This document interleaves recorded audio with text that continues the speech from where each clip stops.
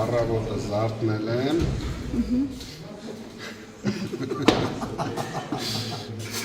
Զանգել եմ Մարտևանյանին,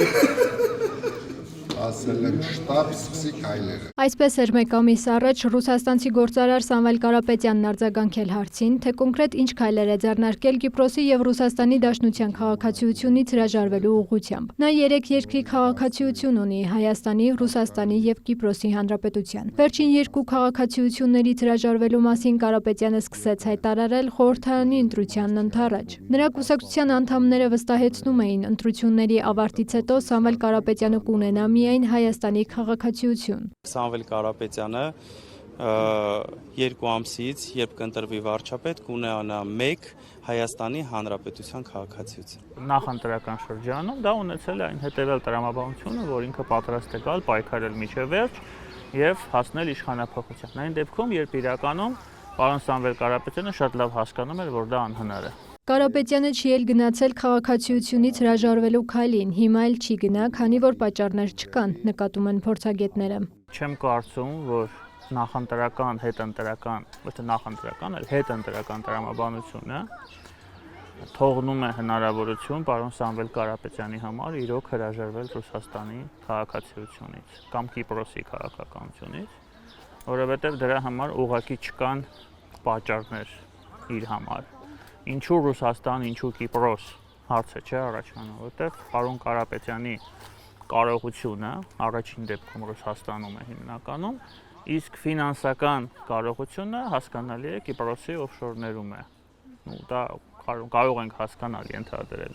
Ես չեմ սպասում, որ ինքը կգնա այդ քայլին, որովհետև դա այս պահին որևէ տրամաբանություն չունի։ Դժվար կլինի իր համար այսպես միանշանակ հրաժարվել, եթե իրոք կա միտումը, ինչի վերաբերյալ ես լուրջ կասկածներ ունեմ։ Կիպրոսի եւ Ռուսաստանի քաղաքացիություններից հրաժարվելու գործընթացը սկսելու մասին Կարապետյանը հայտարարել էր դեռևս ապրիլի 15-ին իր հետ կապված քրեական գործով ընթացող դատական առաջին նիստի ժամանակ։ Թե այդ զարգացումները որ փուլում են, Սամվել Կարապետյանն ու իր կուսակցության անդամները այլ մանրամասներ չեն հայտնում։ Կարապետյանի եղբորորդին Նարեկ Կարապետյանը փետրվարի 24-ին Ազատությանը տված հարցազրույցում պատասխանել էր հարցին, եթե ուժեղ Հայաստանը չի ստանում մեծամասնություն, Սամվել Կարապետյանը չի հրաժարվում Կիպրոսի եւ Ռուսաստանի քաղաքացիություններից։ Դուք որոշակի կապ տեսնում եք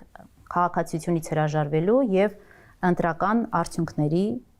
միջև։ Ընտրական արդյունքների միջև կապը կա այս է, որ հաջողության ժամանակ, ոչ թե դեպքում, այլ ժամանակ։ Սամվել Կարապետյանը չի ստացել մեծամասնություն, նոր խորհրդարանում էլ որպես ընդդիմադիր ուժ կունենա ընդամենը 28 մանդատ։ Զուգահեռ նաև ընդդիմադիր ուժերի համախմբման պրոցես սկսելու մասին է հայտարարել։ Ի վերջո, կատարվող իրադարձությունների ֆոնին այս պահի դրությամբ Սամվել Կարապետյանն արդյոք միայն Հայաստանի քաղաքացի է, թե ոչ։ Եվ ինչ ընթացքի մեջ է 2 քաղաքացիություններից հրաժարվելու գործընթացները։ Լուրերն այս հարցով դիմել էր Կարապետյանի մամուլի ծառայությանը։ Հարցը գրավոր ուղարկվել էր հունիսի 24-ին, հունիսի 25-ին մեզ բանավոր պատասխանեցին, որ Կարապետյանի փաստաբան Արամ Վարդևանյանը ասուլիսում անդրադարձել է այդ հարցին։ Վարդևանյանի խոսքով պարզվում է տնային կալանքնել է խոչընդոտ գործընթացի համար։ Այդ գործընթացը ընթացքի մեջ է։ Փախանձագին խնդրանք ունեմ ձեզ եւ այլ գործընկերների, միգուցե առիթից օգտվելով նաեւ դիմենք իրավապահ մարմիններին, Սամվել Կարապետյանի խափաման միջոց տնային կալանքը, որը ակնհայտ ապօրինի է եւ տարուց ավելի է մեր ձևով կմասնակցենք եկեղեցու պաշտպանությանը նախադասության համար է այդ ամենը, կլինի որ փոխվի, այդ ժամանակ ձեր հարցերը բոլոր լուծված կլինեն։ Իսկ թե այս ընթացքում ինչ աստիճան այլ գործողություններ կատարվել են,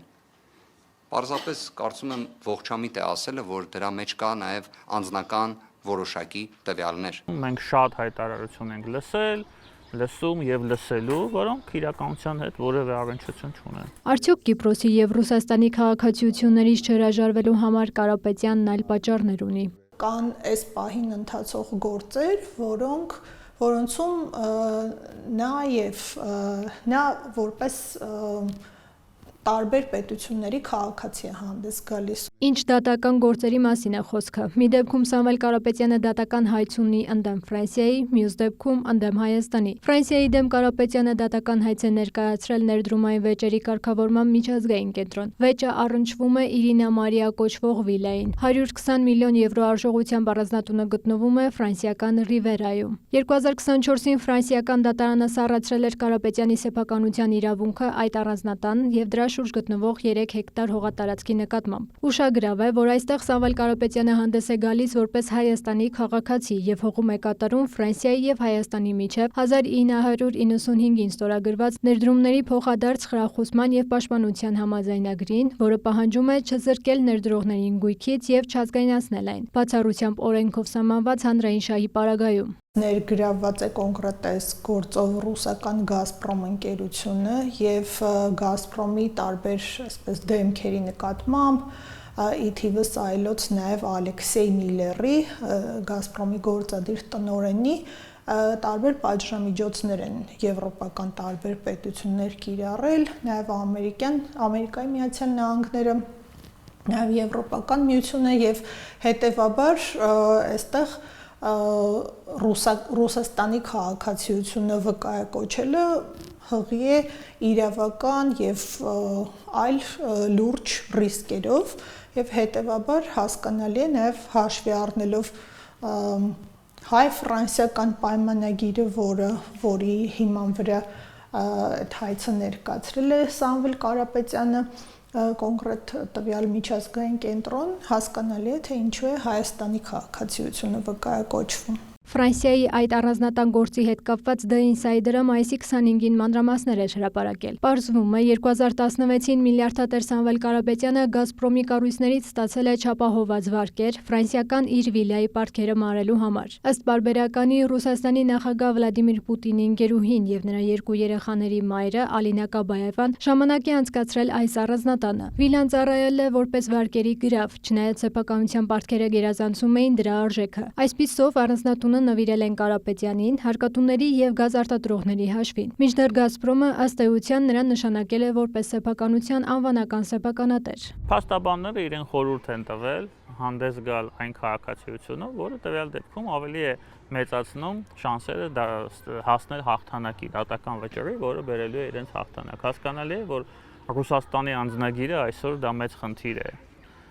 Ցանկացած մարդու համար, սովորական նույնիսկ ոչ մեծահարուստի համար Ռուսաստանը իսկույն պետություն է եւ հանդես գալ ռուսական անձնագրով նշանակում է քեզ քո հաղթանակի շանսերը ցանկացած դատական արձանում, դա իրականություն է։ Մի քանի մակարդակ իջեցնել։ Դատական այս գործից բացի Սամվել Կարապետյանը իր ընտանիքի անդամների հետ 2025-ի օգոստոսի 11-ին Ստոկհոլմի արբիտրաժային տրիբունալում վարույթ են նախաձեռնել Հայաստանի Հանրապետության դեմ Հայաստանի էլեկտրական ցանցերի սեփականացման գործով պատասխանատվության ենթարկելու համար։ Այստեղ Կարապետյանն արդեն հանդես է գալիս որպես Կիպրոսի քաղաքացի։ Բոլորովին վերջերս նաև կառավարությունը հասավ հաջողության այդ ինստանցիայում, երբ գործը այսպես երկատվեց եւ նախնական քննության փուլում քննության առարկա կդառնա այդ Ստոկհոլմի արբիտրաժի իրավազորության հարցը պայմանավորված այն փաստարկով կառավարության, որ Կարապետյանը չի բավարարում այդ պայմանագրով սահմանված ներդրողի չափանիշներին եւ բնականաբար այդ չափանիշներից մեկն է նաեւ քաղաքացիության հարցը, ես կարծում եմ, որ այդ հարցերը եւս վկայակոչված են։ Արդեն Հայաստանում իր դեմ հարուցված քրեական գործերով Սամվել Կարապետյանը հանդես է գալիս որպես 3 երկրի քաղաքացի՝ Ռուսաստանի, Հայաստանի եւ Կիպրոսի։ Ըստ բանախոսների Կարապետյանը բոլոր դեպքերում առաջնորդվում է անձնական շահով, չնայած իրավական տեսանկյունից նման քայլի գնալու արգելք չկա։ Ինչ որ մի գործում վկայակոչվում է մի քաղաքացիություն, բայց այդ պետության կապիտալը որևէ ազդեցություն կամ մասնակցություն չունի այդ գործում, որևէ կերպ այդ գործով չի կարող շոշափվել եւ այդ պարագայում այդ պետության քաղաքացիության վկայակոչումը ինչքանով է նպատակարար, ասենք, եթե Սամվել Կարապետյանը օրինակ իր այդ ֆրանսիական Ռիվիերայի առանձնատան գործով վկայակոչում է Հայաստանի քաղաքացիությունը, պետք է ինձ թվում է գնահատման արժանանա, թե ինչքանով են օրինակ հայաստանյան ընկերությունները ներգրավված կամ նրա հայաստանյան կապիտալը ներգրավված այդ գործում։ Եթե ընդունենք, որ այդպես բիզնեսը ինքը ծավալում է հանուն սեփական շահերի, բնականաբար այդ բիզնես մտածողությամբ պետք է առաջնորդվի, իսկ եթե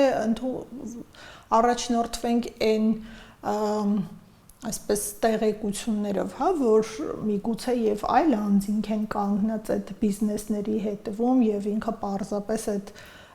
անշարժ գույքի կտորների կամ բիզնեսների անվանական սեփականատերն է լոկ, ապա հասկանալի է դառնում, թե որ շահերով է առաջնորդվում։ Եթե պարոն Սամվել Կարապետյանը հնարավորություն ունենալ ԱՄՆ քաղաքացիություն, Ճապոնիայի քաղաքացիություն, ես չգիտեմ, Մալդիվյան կղզիների քաղաքացիություն, ցանկացած երկրի քաղաքացիություն, որը իրեն հնարավորություն է տալիս օգտագործել այդ քաղաքացիության փաստը իր բիզնես շահերի համար, այսինքն իր բիզնես շահերը առաջ տանելու համար նա դա կաներ։ Երբ մարդիկ խոսում են Հայաստանի շահերից, մարդիկ խոսում են քաղաքականությունից, բայց մի քանի երկրի քաղաքացիներ են եւ տարբեր ատյաններում, այդ թվում նաեւ դատական հանդես են գալիս այդ քաղաքացիության դիրքերից։ Սա փակուղի է իրենց համար։ Այսինքն, սա եւս մեկ ապացույց է, որ Սամվել Կարապետյանն ընդամենը բիզնեսմեն է եւ ոչ քաղաքական գործիչ, նկատում են բանախոսները։ Նրանց հայտարարություններն էլ իրենց քաղաքական թիմի հեռանկարից չի բխում։ Ինչի են անում այդ հայտարարությունները։ Միգուցե դրա համար, որ դա պետք է Մոսկվային, Ռուսաստանին անընդհատ փորձել նսեմացնել բոլորին, Ֆրանսիային, Եվրոպային, Ամերիկային, նույնիսկ Հայաստանին եւ փորձել դրանով բարձրացնել Ռուսաստանի դերակատարումը տարածաշրջանում, այն դեպքում, երբ որ դերակատարումը շատ արագ նվազում է։ Սա չի բխում իրենց շահից եւ այն, որ իրենք այդ հայտարարությունները անում են, հերթական անգամ գալիս է եւ հաստատում է իմ այն վարկածը, որ իրենք ազատ չեն իրենց գործողությունում եւ դա շատ վատ է, որտեւ ես շատ կուզենայի, որ նրանք իրենք ազատ լինեն որպես ընդդիմություն, մտնեն խորհրդարան եւ գործեին անկաշկանդ։ Իրենց շահերից ելնելով, Հայաստանի շահերից ելնելով, այդ ոչ թե Ռուսաստանի։ Հիշում ենք այդ Վլադիմիր Պուտինի հայտնի հայտարարությունը Փաշինյանի հետ հանդիպման ժամանակ, ինչը այսպես անսխալ եւ անվրեպ աջակցություն էր ուղղված Սամվել Կարապետյանին, հասկանալի է, որ այսպես արհեստականորեն նրան ներմուծել են քաղաքական դաշտ հայտնի օտարերկրյա շրջանակներից, որպեսզի այդ շրջանակներին ձեռնտու քաղաքական դասավորվածություն ապահովեր Հայաստանի ընտրություններում, ինչը նրան ըստ էության չհաջողվեց հաղթանակի տեսքով, որպես ընդդիմություն դեռ կյանքը ցույց կտա նա ինչ կանի։ Մերի Խաչատրյան, Դավիթ Մաչկալյան, Արամ Հարությունյան, Մուշեղ Մանվելյան, Կիրակ Նորյա լուրեր։